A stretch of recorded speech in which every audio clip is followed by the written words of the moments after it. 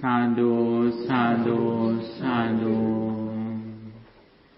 Namami buddham gunasagarantam santa sada hontu sukhi averam kayo jiguncho sakalo dugandho gachanti sabbe maranang ahanche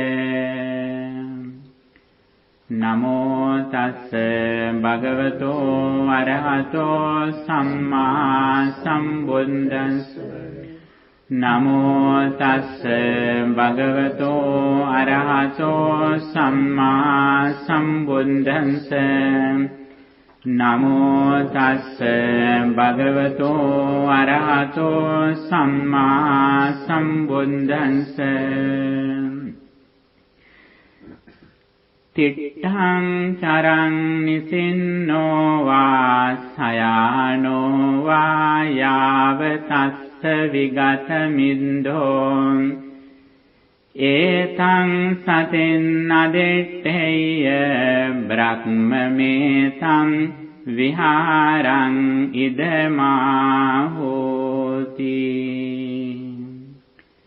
Homage to the exalted one, the worthy one, the supremely enlightened one. Sadhu, sadhu, sadhu.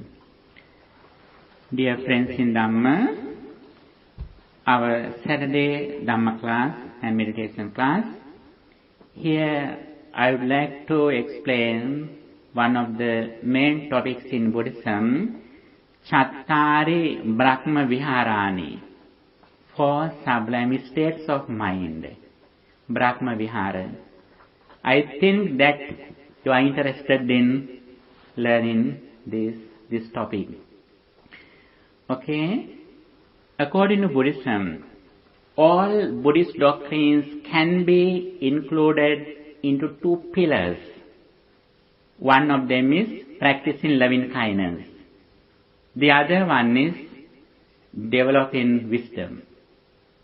These are the main pillars that all Buddhist doctrines can be included in. In one side, we should develop loving kindness. On the other side, we should develop wisdom or panya. Buddhist doctrines means the path to purify our mind. Buddhism means purifying of our mind. Everyone likes to be happy. We do everything in the name of happiness. But people usually think that when they study very well, or if they are well educated, if they are very rich, if they have a lot of friends and relatives, they are successful or they are happy. Actually, that is only one of the things that we should have. According to Buddhism, our happiness, our success completely depends on how far we have purified our mind. Here it is very important to understand the negative thoughts that disturb our peace of mind. There are 3 unwholesome mental states that disturb our peace of mind: greed, anger, and delusion. The more we reduce these negative thoughts, the more we are happy. The more we have reduced these negative thoughts, the more we are successful in our life. If we want to overcome these negative thoughts, Buddha has explained the path how we do it. Here knowledge is very important. Knowledge and practice, both are very important. That is why usually I say you that vision and mission, both of them are very important. In one side, we should have vision, good point of view. On the other side, we should have a mission. As I usually say that, vision without mission is useless. Mission without vision is blind. Both of them are very important. That is why Buddha has explained, Janato aham bhikkhave passato asvanam kayam vadami, no ajanato, no apassato. I proclaim the liberation, enlightenment for those who know the path, who see the path. Without seeing the path, without knowing the path, it is unable to reach the destination, enlightenment or liberation. That is why we should be knowledgeable. We should know the path. That is very important. Buddha says, especially in Karaniya Metta Sutta, the Metta Sutta, the discourse of loving kindness, Buddha says, he who wants to achieve the peace of mind should have to practice loving kindness. Practicing loving kindness is the way to overcome anger. Practicing generosity is the path to overcome greed. Practicing impermanence, reflecting on impermanence is the path to overcome delusion or ignorance. These three things are very important. Practicing dana, practicing loving kindness, and reflecting on impermanence. These three things are very important. Here, we are going to discuss the importance of practicing loving kindness. You know, it says in Pali, metta. In Sanskrit, maitri. And metta is one of the 4 sublime states in Buddhism. Buddha says there are 4 sublime states that the Maha-Brahma is dwelling with. Metta, karuna, mudita, upekha. Metta means practicing loving kindness. Karuna means compassion. Mudita means sympathetic joy. Upekha or upeksha means equanimity. Maitri and mitra are different. Sometimes we may think that both of them are same. Actually, there are some same qualities too, but the root is different. Mitra and Maitri. Metta and Mitta. Mitta means friendship. Maitri means making a very calm heart. It means Mitta or Maitri is limit. Mitta or Mitra is limit. It is a small thing. But Maitri or Metta is very wide. It is boundless compassion. It is very wide topic. You know, friendship, we have friendship with only few people. But Maitri or Metta is very wide topic. We can spread it without any boundaries. That is why it is said as appamanya or apramana. Appamanya means we can spread it all over the universe. But Mitta or friendship is very limited. However, Mitta spelt, is it? Mitta. How is it spelt? In English? The Pali version. Yes, Pali, M-I-T-R-A. M-E-T-T-A, Mitta. And Metta is M-E-T-T-A, Metta. Mitta and Metta. Both are different, but they have some same qualities too. However, Metta is a very wide topic. Mahabrahma practices it to all over the universe. But Mitta is limit. However, it is also a quality. He who has Metta has Mitta too. Okay? But even though we have Mitta or friendship, sometimes we have no Metta. There are some people who are in some groups, they have friendship only with their friends, only with their group. But when we practice Metta or loving kindness, it has no limit. So, are you saying that with Mitta, it's conditional? Yes, conditional as to Metta, love. which is unconditional. Yes, unconditional or boundless. Boundless, yes. Boundless loving kindness. It is very wide. That is also one of the things. But a lot of people may think that both of them are same. Actually, it has a difference. Okay? That is the very first thing that we have to know. Mitta and Metta. So with friendship, you expect something back. You are friends, but you want that person to be friends with you. But with Metta, you just don't want anything back. Yes. If we are friendly, that friendship with among the people, those who we know. But when we practice Metta, even though we don't know they individually or privately, we can practice it. In psychology, they say in friendship, it's a reciprocal relationship. Yes. It's a give and take. Yes. You're saying and also Metta is unconditional. Yes. When we have friendship, sometimes we think return. Yes.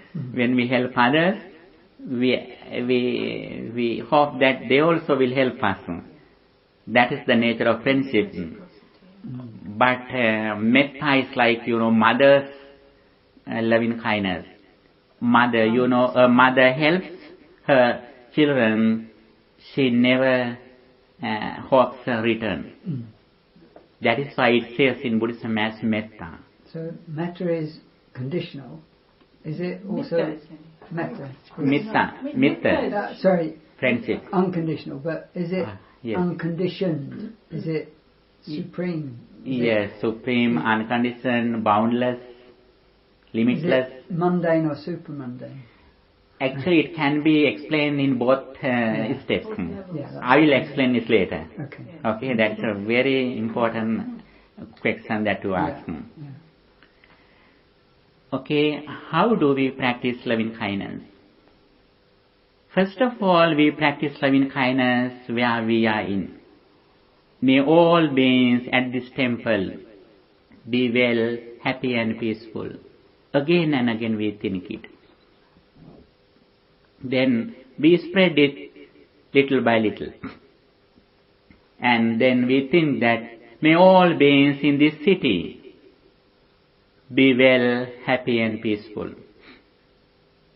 Again we think, may all beings in this shire be well, happy and peaceful. May all beings in this country be well, happy and peaceful. May all beings in this continent be well, happy and peaceful. May all beings in this planet, the earth, be well, happy and peaceful. May all beings in this solar system be well, happy and peaceful. May all beings in this universe be well, happy and peaceful. Not only human beings, but all beings. We think all beings be well, happy and peaceful. First we start with mentally. Later we practice it verbally and physically too. We can see some people, they practice loving kindness only mentally, but verbally and physically they don't practice it. These three things are very important. First, we practice it mentally. Then when we speak something, we speak with loving kindness. And also when we work, when we behave with loving kindness. In these three things we can practice it. That is the very first thing. Finally, we have not only loving kindness but other things also gradually increase. Karuna, mudita, upekha, compassion, sympathetic joy and equanimity. When we have loving kindness, when somebody is suffering, we are ready to help them. We can do something as much as we can because of our kind heart. That is the nature of karuna, compassion. And also mudita. What is the mudita? Mudita means sympathetic joy when other people are successful. When our relatives and friends succeed, we are happy, like we success. That is the nature of mudita. Mudita is the opposite of jealousy. Jealousy is one of the defilements, negative thoughts that disturb our peace of mind. And when we practice loving kindness, we have compassion and sympathetic joy too. Not only that, but we make an unshaken mind, equal mind. What is that? Even though sometimes we can't control some people or things, even though we practice compassion and loving kindness, even though we bless others, sometimes because of their karma, actions, or their behaviors, they have to face some problems. Even though we bless them, then we can make a balanced mind, equal mind. Buddha also has done the same thing. One day a prince of King Kosala tried to kill Sakyas, Buddha's relatives. Buddha tried to control it 3 times, but it was failure. In 4th time he came again. Buddha realized, why is that reason? Why that person is coming again and again kill to my relatives? Buddha understood that in a previous life, all the relatives of the Buddha have done a very cruel thing. Now the time to face that result. Then Buddha was in equanimity. Then that person, Prince Vidudaba, went and killed many Sakyas in India. These are the things that we should have when we make an unshaken mind. In this world, there are some things cannot be controlled by even a Buddha. This is the nature of the world. And here, I am describing the advantages of practicing loving kindness. When we practice loving kindness, little by little our anger reduces. One of the main reasons that we suffer is anger. Anger disturbs our peace of mind a lot. If we are angry, even though we are well educated and rich, everything that we earned is useless. Why is that? We have no inner peace. That is why Buddha says, he who wants to become the peace of mind has to practice loving kindness. That is the very first step of the path of liberation. The more we practice loving kindness, the more we are happy. Buddha says, as the result of practicing loving kindness, when we meet a person, when we hear a person, when we think a person, as soon as we meet that person, we think that person is like my only son or daughter. This is the highest attitude or advantage of practicing loving kindness. If we have this attitude, how our mind is beautiful. This is the highest attitude. And also, when we practice loving kindness, Buddha has explained the discourse of metta, mettanisansa. There are a lot of advantages or results that we can receive in this life itself as the result of practicing loving kindness, metta bhavana. Buddha says that he who practices loving kindness, sukhang supati, sleeps comfortably. Sukhang patibujjati, wakes up comfortably. Napapakang supinam passati, doesn't see evil dreams. Manussanam piyo hoti, he is dear to and beloved by human beings. Amanussanam piyo hoti, he is just as dear to non-human beings. Devata rakhanti, deities guard him as a mother and father guard the child. Nasa aggiva visangva sattanva kamati, fire, poison and weapons don't affect him. Tuvatam chittam samadhyati, mind is easily concentrated as the result of practicing loving kindness. And mukhavanno vipasidati, he appears to be calm and attractive. His face is very pleasant. When we practice loving kindness, our appearance is very pleasant.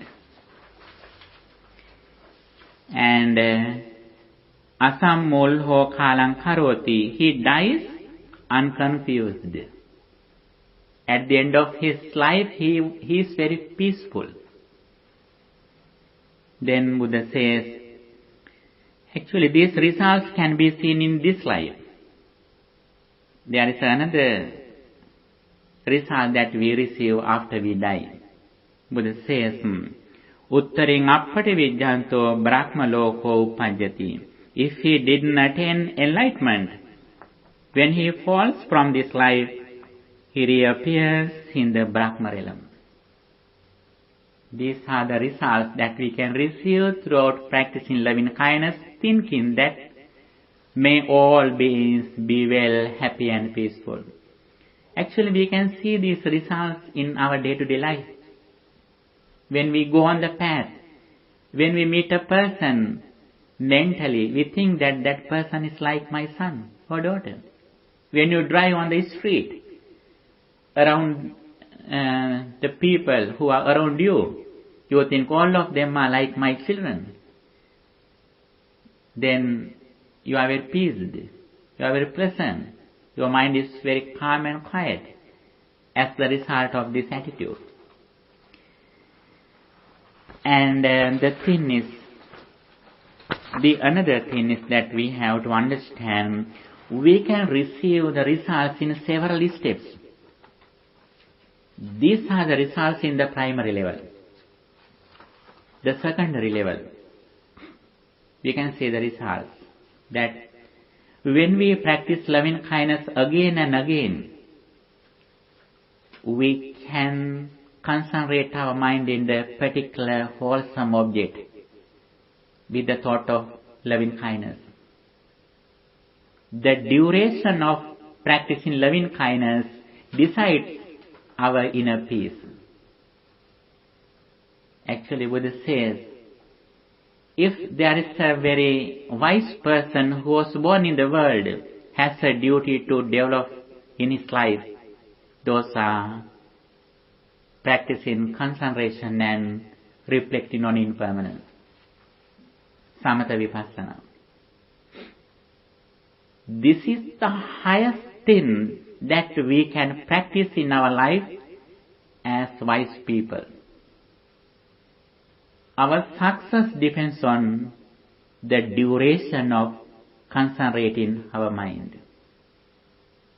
According to Buddhism, our education, our wealth don't decide our success. Our success completely depends on that how far we can concentrate our mind in a particular wholesome object. This is one of the techniques that we can practice. On the other side, as you asked me, while we are practicing walking meditation, at the same time we can think, may all beings be well, happy and peaceful. May all beings be well, happy and peaceful. While we are walking, we can practice. Not only while we are doing walking meditation, but when you walk as exercises, at the same time you can practice loving kindness. While you are doing exercises in the morning or evening, along the streets, you can think, you can practice this meditation technique. That is why Buddha says very important thing that I recited at the beginning. Tittang charang nisinnova sayanova yavatassa vigadamiddo etang satin aditteya brahmametang viharang idamahu. Page number 4. When standing, walking, sitting, lying down, whatever he feels free of tiredness or sleeping, let him establish well this mindfulness. This, it is said, is the divine abode. This is the way how Brahmas are living. We can practice this meditation technique in 4 postures: standing, walking, sitting, lying down. That is very important. As I mentioned before, contemplating on 4 fundamental elements: Mahabhuta Rupa, Patavi, Apo, Tejo, Vayo, earth, fire, water and windy, can be contemplated on 4 postures. Like that, this meditation technique, Metta Bhavana or practicing loving kindness also can be practiced in 4 postures. That is very important. Okay, the other thing is, there were some people when Buddha appeared in the world who practiced, who developed Metta Bhavana to the maximum level. They thought that their highest goal or benefit of practicing meditation is going to the Brahma realm. They think that Brahma realm is permanent. That is why their final goal was going to the Brahma realm. When Buddha appeared in the world, Buddha realized and explained Brahma realm is not permanent. It is also impermanent. Because they were lived there for a long time, they thought that they are permanent. But Buddha realized that it is not permanent. One day, one of the disciples of the Buddha went to another religious person's monastery. While he was begging food, at the same time he went to another monastery in another religion. Sometimes it may be, Brahmins monastery. Then they asked a question. What is that? They asked that, Bhante, we practice loving kindness. Your master, the Supreme Buddha, also explains loving kindness. Then both of us are same. At that time, that monk had not an answer. He came back to Buddha and told the Buddha, Bhante, in the morning I went to another monastery. They asked a question. They explained something to me that I couldn't understand it. He says, they say that they practice loving kindness, they practice jhanas, and we also practice loving kindness, we also practice jhanas. Therefore, both of us are same. Then what the Buddha said?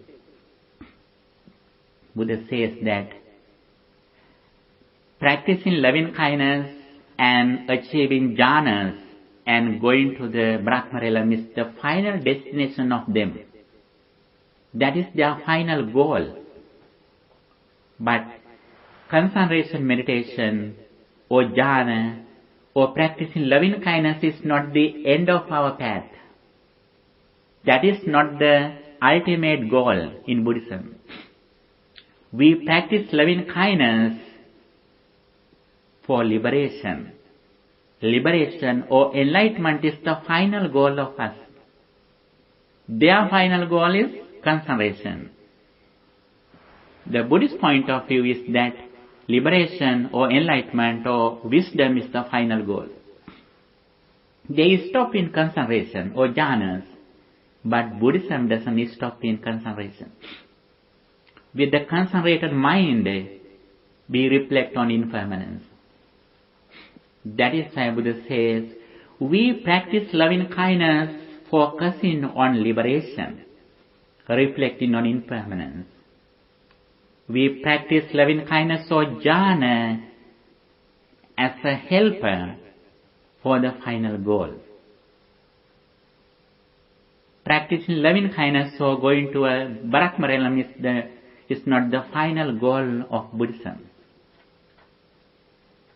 Buddha says very clearly, Samahito bhikkhave yatha bhutam bhajanasi. He who practices concentration reflect on impermanence. After mind is concentrated, with the concentrated mind, we reflect on impermanence. Why is that? We started this path, in eightfold path. Samma Ditti, Samma Sankappa, Samma Vacha, Samma Kammanta, finally Samma Samadhi. Right concentration. We started, this path with right point of view, right understanding. Samma Ditti. Samma Ditti means understanding the Four Noble Truths.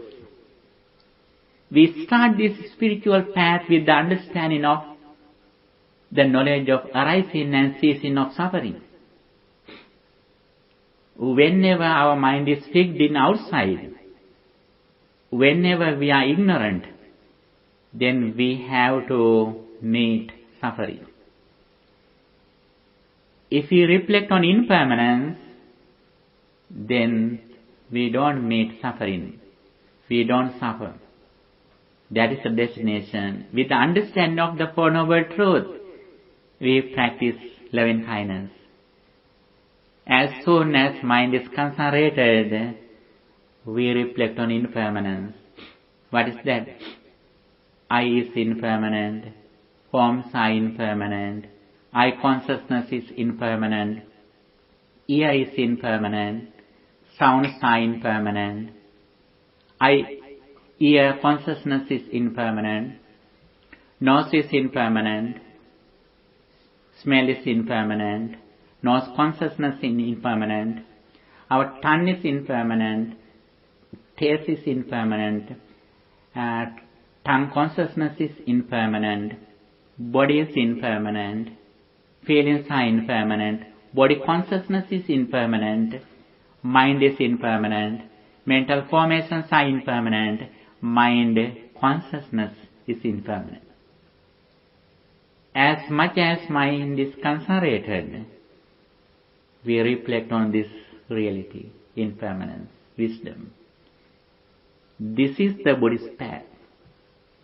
We don't stop in loving kindness or jhana or concentration, because Buddha pointed out the way how we eradicated ignorance or delusion completely.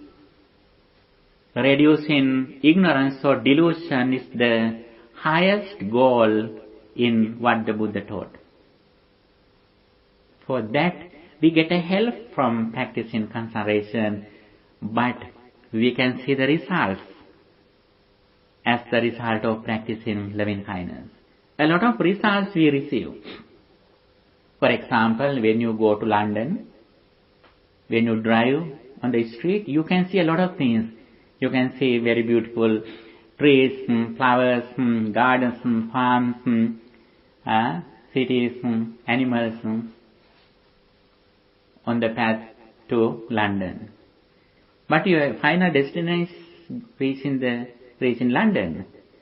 However, you can see other benefits too. Like that, when you do something focusing on liberation, reflecting on impermanence, concentration is one of the results that you meet on the path. That is not the destination. As we mentioned before, we can sleep very calmly, and other people love us, and our mind is concentrated, our face is very beautiful. Those are the results that we receive throughout practicing loving kindness, but they are not the final goals. Our final goal is getting rid of suffering completely, reflecting on impermanence. On that path, this is one of the benefits that we can receive. The more we concentrate our mind, the more we are peaceful, we are happy. That is why Buddha says, day by day, we should try to increase the duration of practicing concentration, such as practicing loving kindness.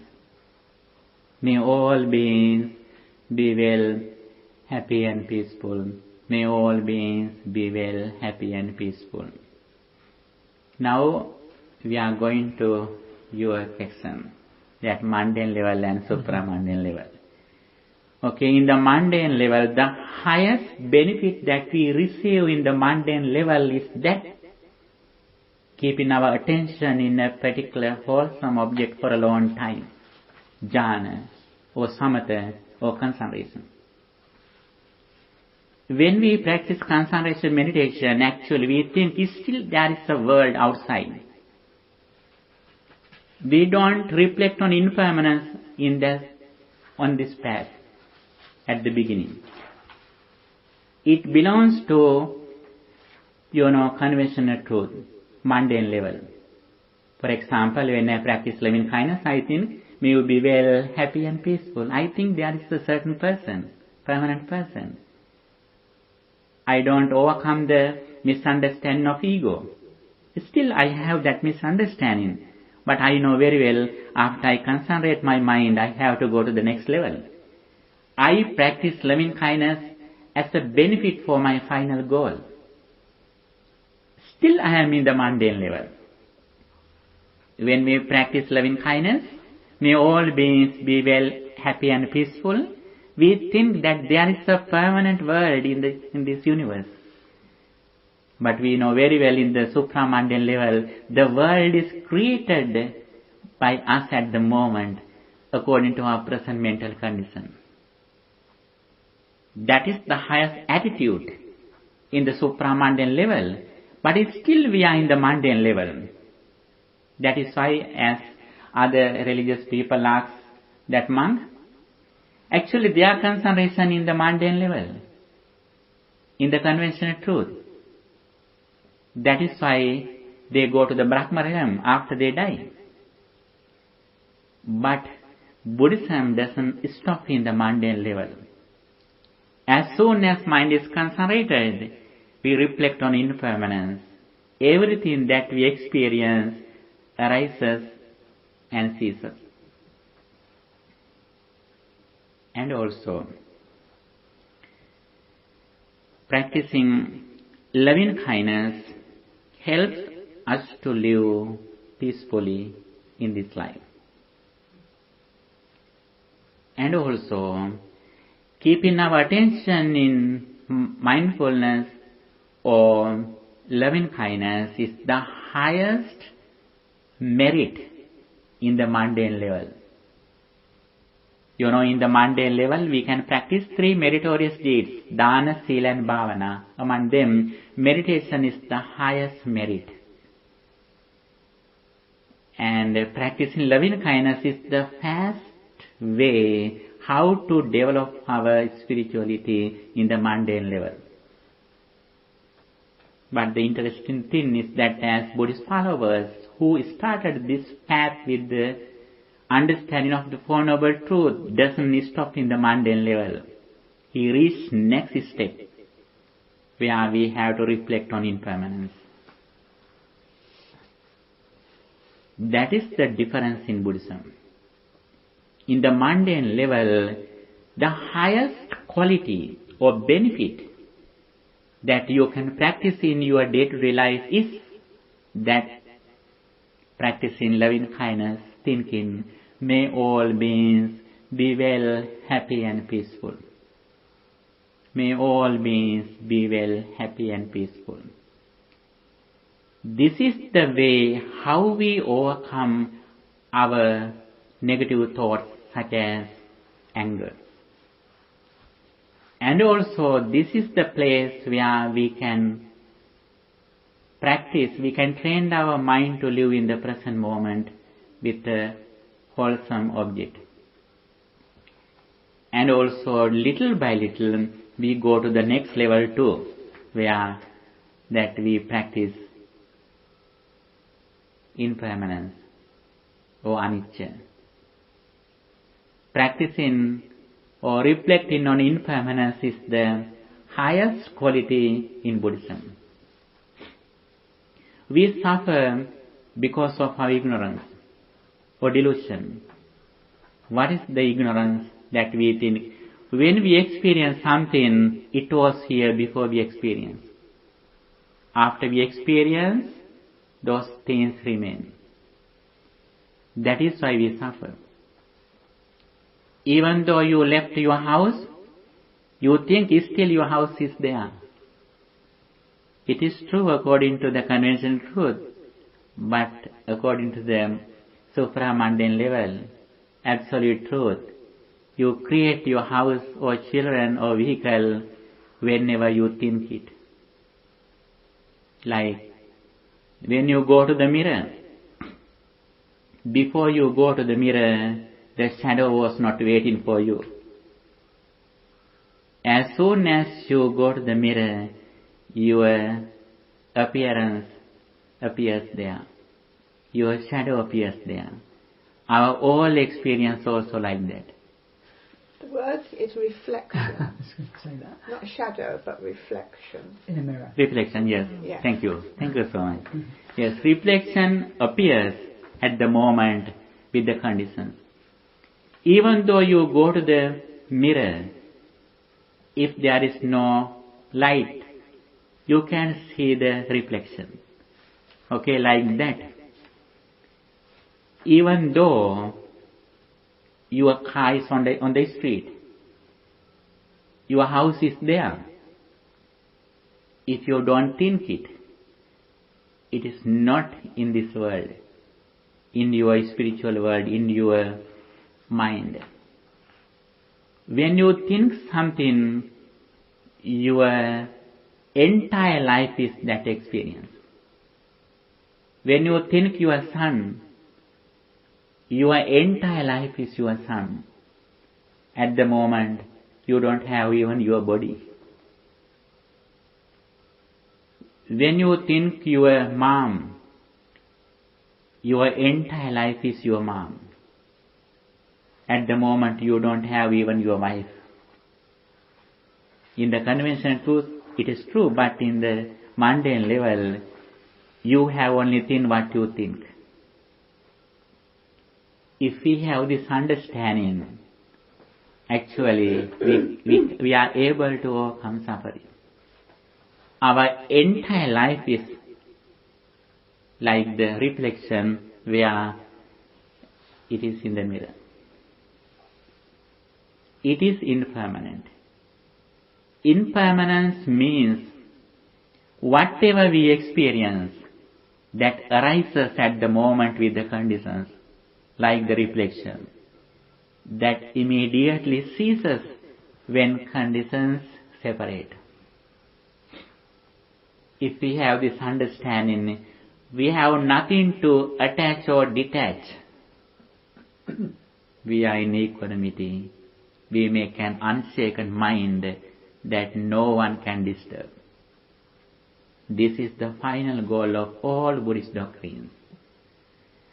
By practicing loving kindness, generating positive thoughts in our mind in the mundane level, we trained our mind to go the destination, ultimate truth, liberation, reflecting on impermanence.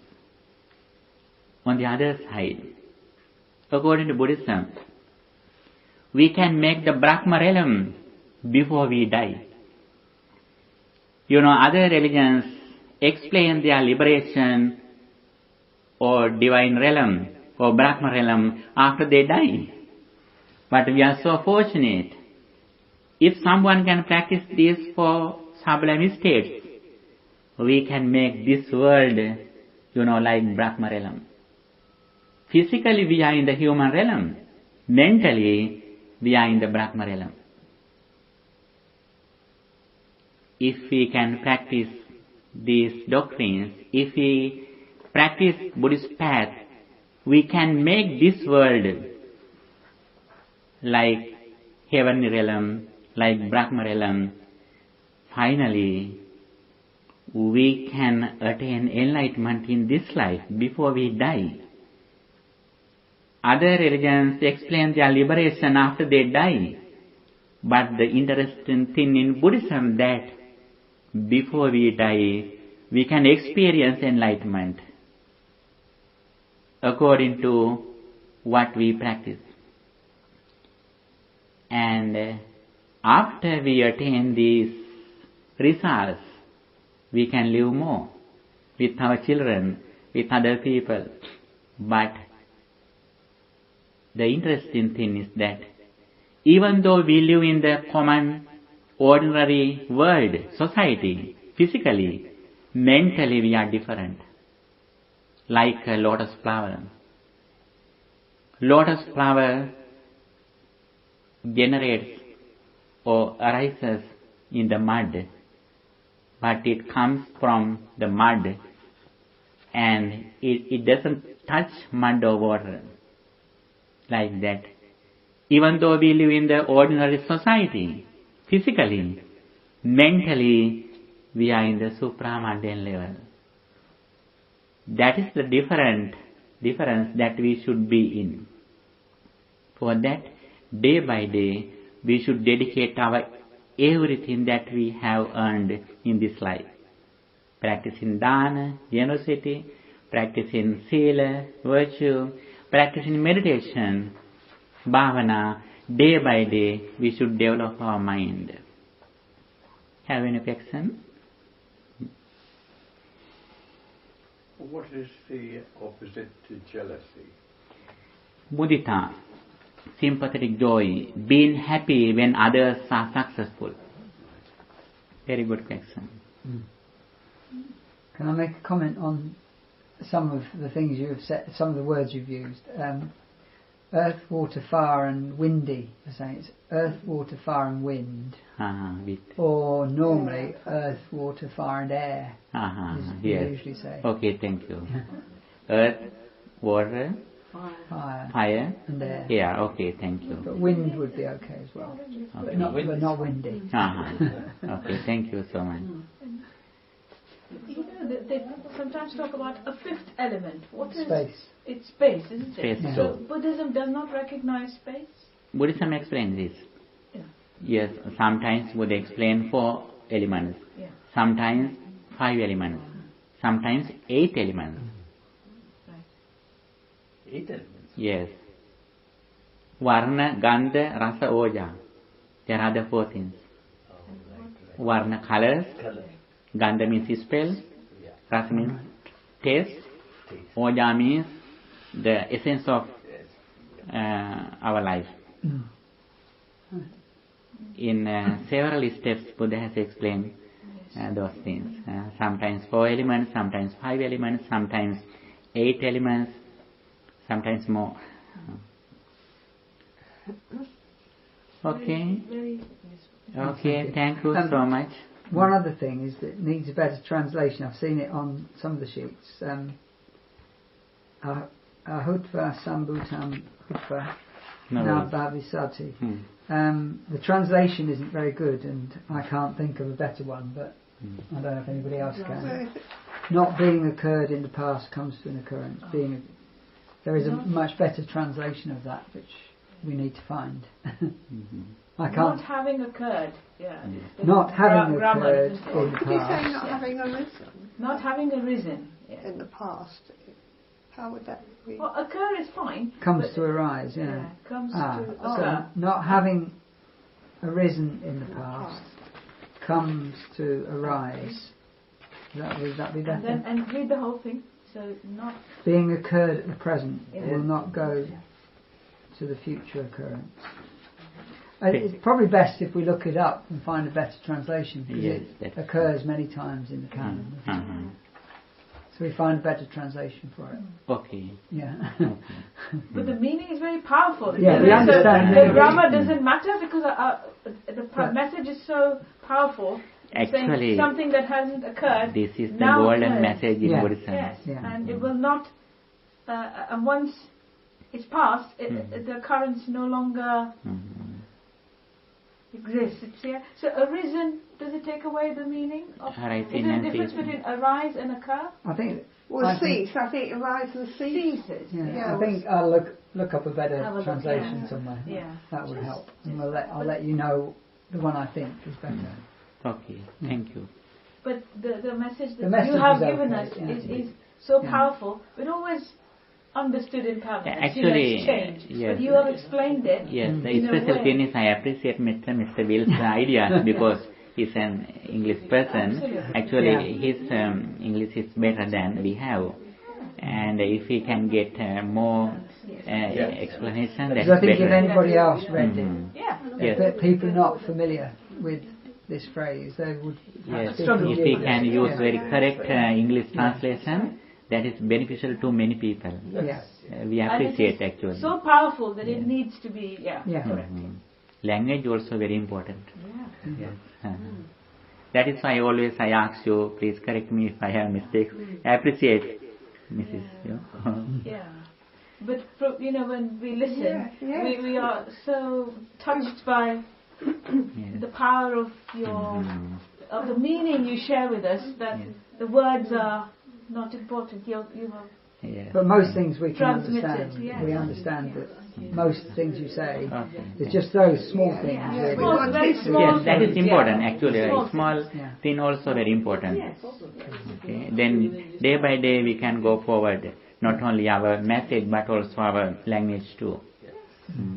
So I'm thinking, as you were explaining the supramundane existence, but still in this world, that the jhanic states that are described, then you can enter a state where you're not aware of any material thing.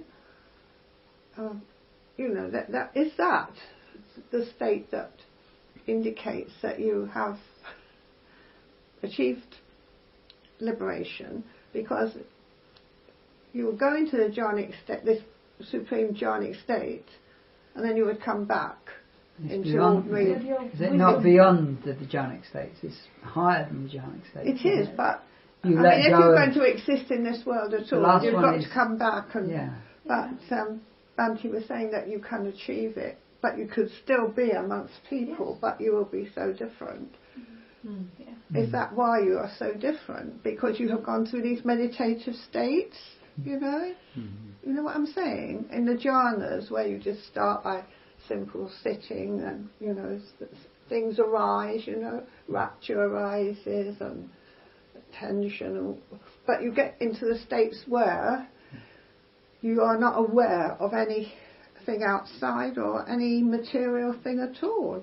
It's hard to understand. I can't really understand. So it's cessation, isn't it, you're talking about? Yeah. You've got the higher states, there's infinite space, infinite space. Oh, I can't remember. Actually, you know, whenever we think that material things in the world, actually it belongs to the conventional truth in the mundane level. You know, even now we are living in the supramundane state, but our ignorance doesn't believe it. For example, when you think your son, when you think your home, what you think? The real house? No. You think your experience that you have before. Yes, yes.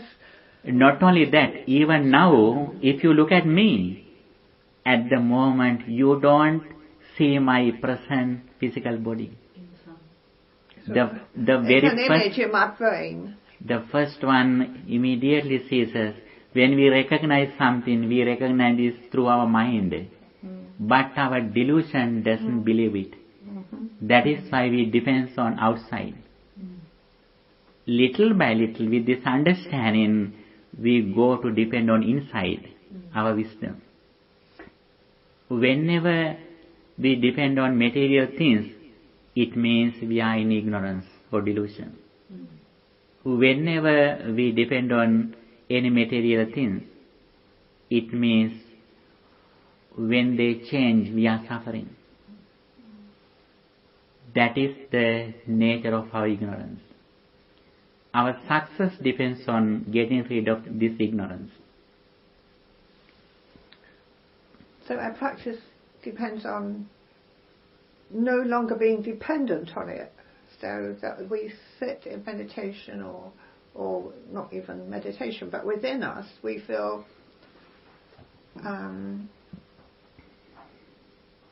release, cessation. Yeah, I mean perfect calm, perfect love or purity or something which doesn't depend on anything outside. Actually, it can be applied to the outside. It doesn't matter. But we should understand, now I read my mind. Right. Yeah. So that is the important thing. You can imagine your house just now. You can think your children just now. It is not bad. But thing is that we should be aware of that. Now I am reading my own mind. Yeah.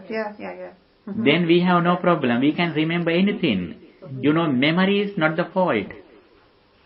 Understanding these things is not the fault. What is the fault?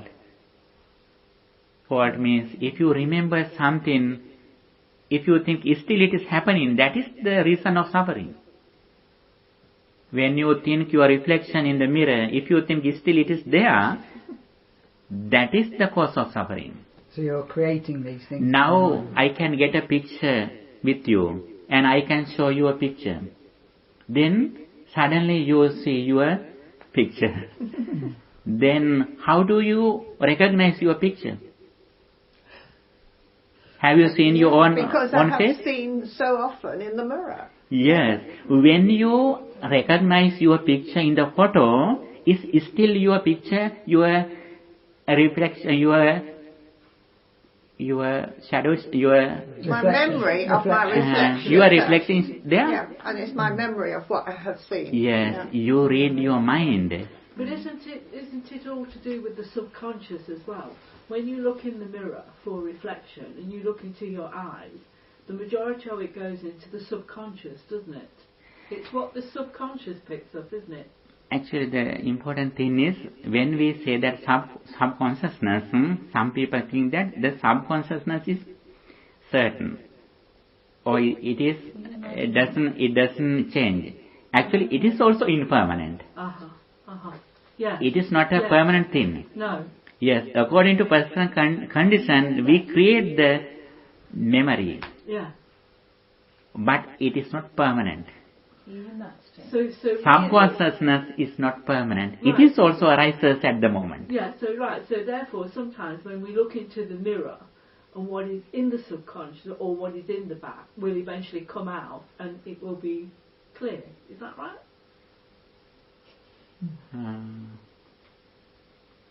And please explain it with details. It's very hard. I mean sometimes if Give an like you example. say, we look into the mirror Yes. and we look sort of into our own reflection and you speak and you can always see if it's what it is. I can't explain it really, but I do it myself. And it sort of clears what's in the back of your mind. Here's an example. So when you look in the mirror, Yeah. you see sadness, or are you saying Not sadness, but or there's happiness, yeah. something that's got in the subconscious. Yeah. It needs to be cleared. Yeah. So A thought. a thought. Well, isn't it just Yeah. a memory? A memory. Memory. So So you're really, seeing. then you need to get rid of that memory so it's clear. That's Well, how. it's the probably not get awareness, rid you of don't it, get but rid of it. just accepting it, isn't Yes, yes. So you can't erase memory completely. No, can you? no. So how do you it? Why erase it? Why do should you erase it? Why would you Yeah. want to erase it? move it? Memories always changes. Yes. Then that changes. For Yeah. example, now your hair is cut. Before your hair was long. Yeah. Okay? Yeah. When you go to the mirror, your reflection shows that now your hair is very cut. Sure. But you can remember your hair was long before. Yeah. Memory also is impermanent. Right. That is the very important thing. So it's not real, is it? It is not real, it is not permanent. No. You know, as soon as you go to the mirror, if mirror shows you that your hair is very long, what happens to you? You are so surprised. But your memory has the long hair. Yeah. When you dream, sometimes you can see that you have a long hair. But when you awaken, you know very well, your hair is very short. Yeah. Yeah. Memory is also impermanent. Right. That is very important. It changes from time to time. Yeah. Every moment it changes. It changes, but does it go away? It doesn't go away though, does it? It's distorted. It's still stored. Actually, it doesn't store anywhere. But you know, Hindus, in their Atman concept, they think that it is stored somewhere.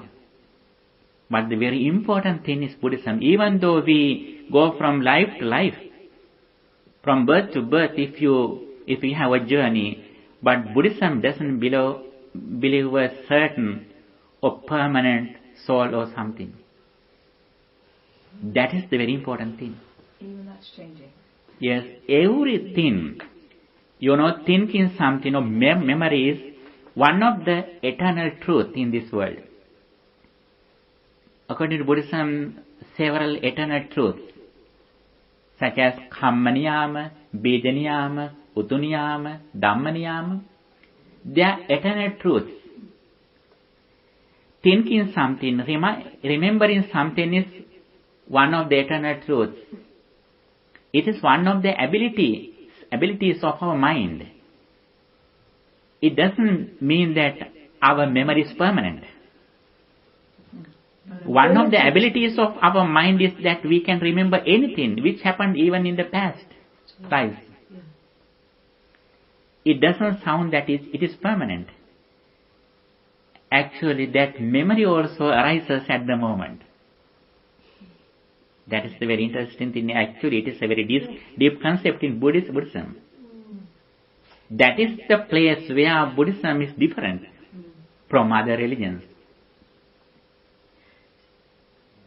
So, just a question. So, when the Buddha remembered his past lives, he was manifesting that eternal truth that we can remember anything. But those memories are being constructed in light of this world and this prapancha that we have created in this life? Actually, when we think something, that thinking doesn't depend on any material things. Even our prapancha world.